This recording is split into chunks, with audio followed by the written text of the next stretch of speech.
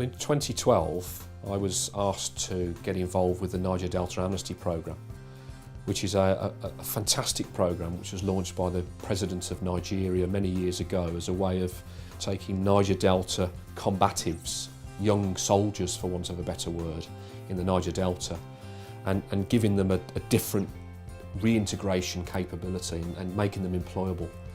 And that really sort of resonated with me because that's exactly what I do as a professional. So I got involved and over the time we developed and presented to the federal government a solution that we believed would not only skill people but reintegrate them through an incubated process, so really end to end and guaranteeing that we weren't just going to give them a certificate and let them go out the door. That was very well received, and in May of 2013 I was over in Nigeria and we were talking about the limitations of such a programme being run in the UK. And the UK has border control issues, it has fear of, as we found out from many discussions with certain colleges in the UK, of stereotypical Rambos coming across and running riot, all obviously incorrect. But what I was able to sort of start to talk about when I was in Nigeria was the fact that, well, 26,000 people have signed the oath on the Niger Delta Amnesty Programme. Well, that was a fantastic opportunity to give that group of people the ability to experience a life-changing development process.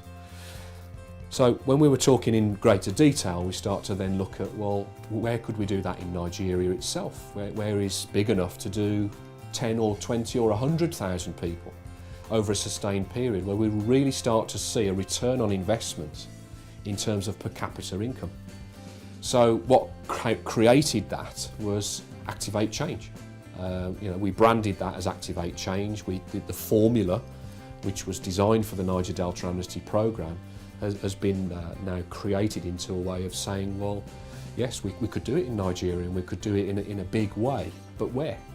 So I was asked to go down to an area called Ajaokuta, which is right in the middle of Nigeria as the two rivers come together. And there's an empty steelworks which has been purpose-built, opened for business in 1977 and never been used. It's just huge. The area is phenomenal in terms of the assets and landmass that's just sitting there. And the communities around it, in terms of where it is, are despondent because there's no employment. Steelworks is only keeping really the lights switched on and off on any daily basis. And so I was asked to go down and have a look at the Metallurgical Training Centre.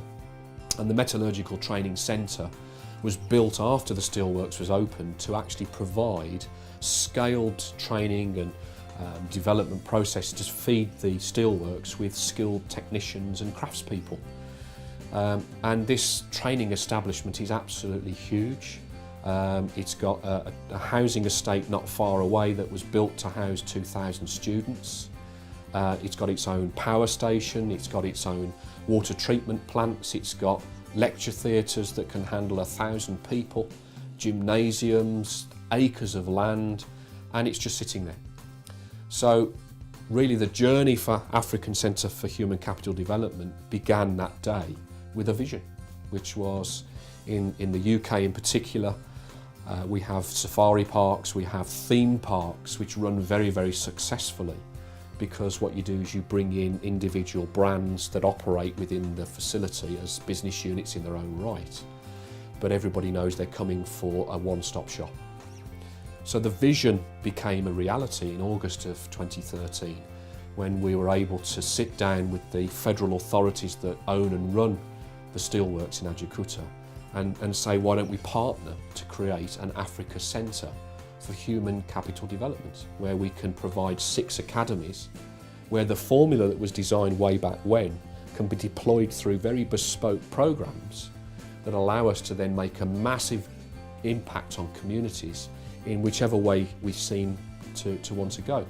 So each academy then focuses on specific African needs, but in particular specific Nigerian needs, and we're able to deploy some of the best brands from around the world, because the environment that we've created now, having signed a deal and moved very quickly, allows us to say, well, in this secure environment, we've brought all of the brands that you would want to train with, but don't have to travel. They're on your soil. And subsequently, we presented and were warmly received by the Honourable Minister for Mining and Steel Development in Nigeria in December of 2013, where we were given their blessing to make this a big establishment. So 2014 for me is the realisation personally of many months of hard graft and travel around sweaty Nigeria and on and off planes and digging deep into the old personal pocket, because there's been no money coming through. This is very much self-funded, and all the fantastic people that have joined along the way that equally have given their time for free to say, right, now it's 2014, we have everything in place, we have a fantastic environment now ready to go and some fantastic programs, and so we're able to realise the dream. And that is a personal message really to anybody that's interested that I'm putting out today.